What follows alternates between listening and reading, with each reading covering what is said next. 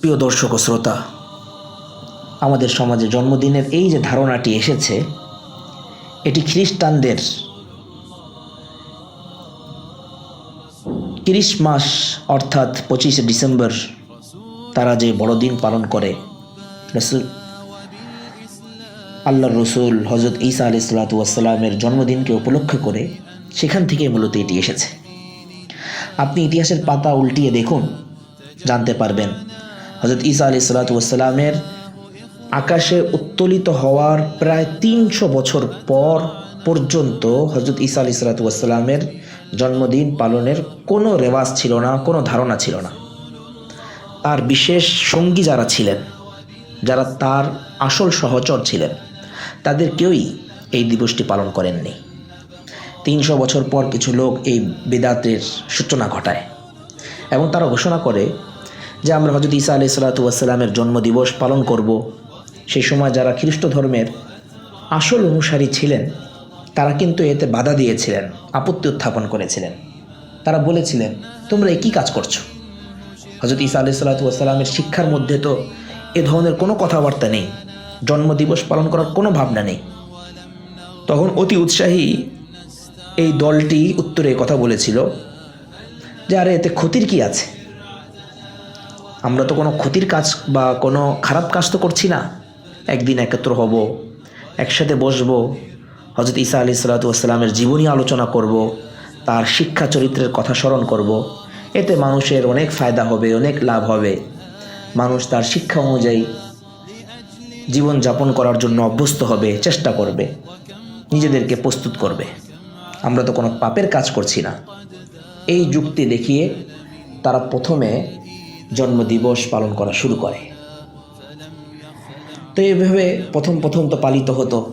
25শে December যখন আসতো, তখন চার্চে একজন পাদ্রী হজরত ঈসা আলাইহিসসালামের কিছু গুণকীর্তন করতেন, তার শিক্ষা নিয়ে বিভিন্ন ধরনের আলোচনা করতেন। কিন্তু কিছুকাল যখন পার হয়ে গেল, তখন তাদের কাছে শুধু বয়ান আর ভালো লাগে না, কাঠখোট্টা হয়ে যাচ্ছে, কাঠখোট্টা লাগছিল তাদের কাছে, খুব এতে মন ভরছিল না। তাই যুবক, তরুণ এবং আমোদের লোকেরা এসব বয়ানের মধ্যে অংশগ্রহণ করতো না। এখন কিছু আকর্ষণ ঢুকানোর জন্য, একে কিছু রং দেওয়ার জন্য তারা এই অনুষ্ঠানের মধ্যে প্রথম গান বাজনার আয়োজন করে, এরপর নাচেরও ব্যবস্থা করে। এভাবে ধীরে ধীরে কিছু তামাশার আয়োজন করে, কিছু খেলাধুলার আয়োজন করে। সব কিছুই কিন্তু হচ্ছিল ওই যে হজরত ঈসা আলাইহিসসালামের জন্মদিবসে কিছু ভালো কথা বলবো, এই দিন কিছু নেক আমল হবে, এই সুন্দর নিয়তেই সব কিছু হচ্ছিল। এভাবে এই একটি ভালো নিয়তে যে কাজটি শুরু হয়েছিল, শরীয়তের সাথে সেটির কোনো মিল না থাকার কারণে, শরীয়তের মধ্যে এটার কোনো অনুমোদন না থাকার কারণে ধীরে ধীরে এই কাজটাই সবচাইতে বড় জঘন্যতম কাজে পরিণত হয়ে গেল। ফলাফল হিসাবে আপনি লক্ষ্য করে থাকবেন, বর্তমানে এই 25শে ডিসেম্বর বড়দিনকে কেন্দ্র করে, হজরত ঈসা আলাইহিসসালামের জন্মদিবসকে কেন্দ্র করে যেই পরিমাণ খারাপ কাজ পশ্চিমা বিশ্বে হয়ে থাকে, যেই পরিমাণ মদ এই দিনটিতে বিক্রি হয়, যেই পরিমাণ নারীদের সম্ভ্রম, ইজ্জত, আবরু নষ্ট করা হয়, তার কোনো তুলনা সারা বছরের মধ্যে আপনি খুঁজে পাবেন না।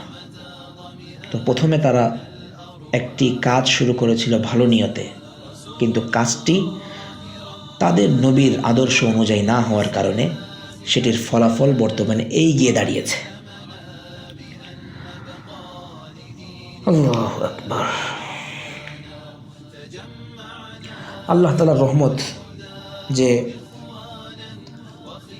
দীর্ঘ 1450 বছর অতিক্রম হয়ে যাওয়ার পরেও ইসলাম ধর্মের মধ্যে এই অবস্থা পৌঁছায় নাই। কিন্তু বর্তমানে কিছু অতি উৎসাহী লোক এই 12ই রবিউল আউয়ালকে কেন্দ্র করে ফেস্টুন বানায়, র্যালি বের করে, শোভাযাত্রা বের করে, পতাকা বানায়, বিভিন্ন ধরনের অনুষ্ঠানের আয়োজন করে। তারা এর পক্ষেও ঠিক একই রকম যুক্তি দেয় যেমনটি যুক্তি দিয়েছিল হযরত ঈসা আলাইহিসসালামের কিছু নামধারী অনুসারীরা। মূলত আমাদের এই মিলাদুন্নবী উদযাপন এটি এসেছে সেখান থেকেই, ওই সকল ধারণা থেকেই। সর্বপ্রথম রাসূলুল্লাহ সাল্লাল্লাহু আলাইহি ওয়াসাল্লামের ইন্তিকালের প্রায় ৬০০ বছর পর একজন বাদশাহ সে এই মিলাদুন্নবী উদযাপনের রেওয়াজ রীতি বের করেছে। আলেমরা তখনও এটাকে সমর্থন করেননি, এটাকে তারা বলেননি যে এটা ইসলামের কাজ।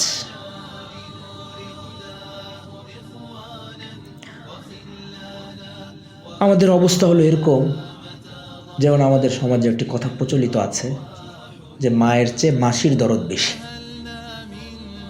তো সাহাবায়ে কেরাম, আমরা যেন আমাদের কথা বা কাজের মাধ্যমে এই বিষয়টি প্রকাশ করতে চাচ্ছি যে আমাদের অন্তরের মধ্যে যেই পরিমাণ রসুল ভক্তি এবং ভালোবাসা, ইশক আছে, প্রেম আছে, রসুলের মুহাব্বত যে পরিমাণ আমাদের মধ্যে আছে, নাউযুবিল্লাহি মিন যালিক, সাহাবায়ে কেরামের অন্তরে এতটুক ছিল না। এই কারণে তারা রাসূলুল্লাহ সাল্লাল্লাহু আলাইহি ওয়াসাল্লামের জন্মদিবস, জন্মদিন, ঈদে মিলাদুন্নবী পালন করেননি। নাউযুবিল্লাহি মিন যালিক। সাহাবায়ে কেরামের ব্যাপারে এটি বিরাট বড় অন্যায়মূলক বক্তব্য। মায়ের চেয়ে মাসির দরদ যখন বেড়ে যায় তখন মানুষ এ ধরনের কথাই বলে। প্যারা হাজরিন, সুপ্রিয় দর্শক, সাহাবায়ে কেরামের অবস্থা এমন ছিল না।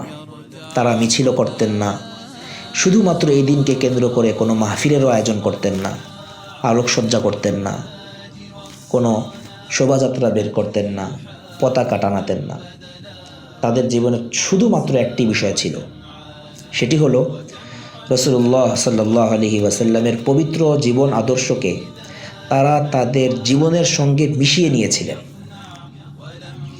তাদের জীবনের প্রতিটি দিন সিরাতে তাইয়্যিবার দিন ছিল, প্রতিটি মুহূর্ত সিরাতে তাইয়্যিবার মুহূর্ত ছিল, প্রতিটি কাজ সিরাতে তাইয়্যিবার কাজ ছিল।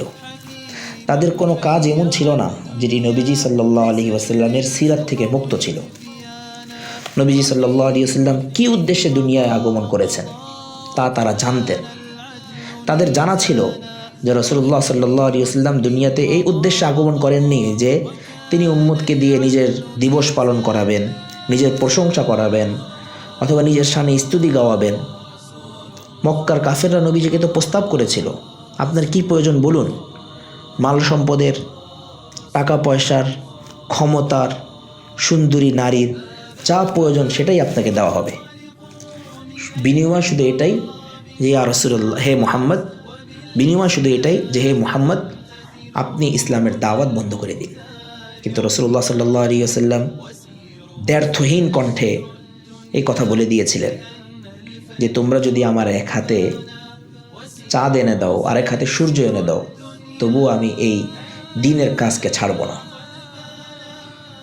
ইচ্ছে করলে তো তিনি পারতেন, এবং তিনি যদি ওই প্রস্তাবগুলো গ্রহণ করতেন তাহলে সব কিছুই তিনি পেয়ে যেতেন, জগতের অনেক কিছুই তার অর্জিত হয়ে যেত। কিন্তু তিনি এমনটি করেননি। তিনি দুনিয়াবাসীকে আদর্শ দিয়ে গেছেন, উসওয়াহ দিয়ে গেছেন, সুন্নাহ দিয়ে গেছেন যে তোমরা এগুলোর অনুসরণ করো, আল্লাহ রব্বুল আলামিন তোমাদের উপরে খুশি হবেন, তোমাদের গুনাহকে মাফ করবেন, তোমাদেরকে ভালোবাসবেন। এই কথাটি পবিত্র কোরআনে আল্লাহ সুবহানাহু ওয়া তাআলা বলেছেন সূরা আলে ইমরানে, কুল ইন কুনতুম তুহিব্বুনাল্লাহ ফাত্তাবিউনি ইউহিব্বুকুমুল্লাহু ওয়া ইয়াগফির লাকুম যুনুবাকুম।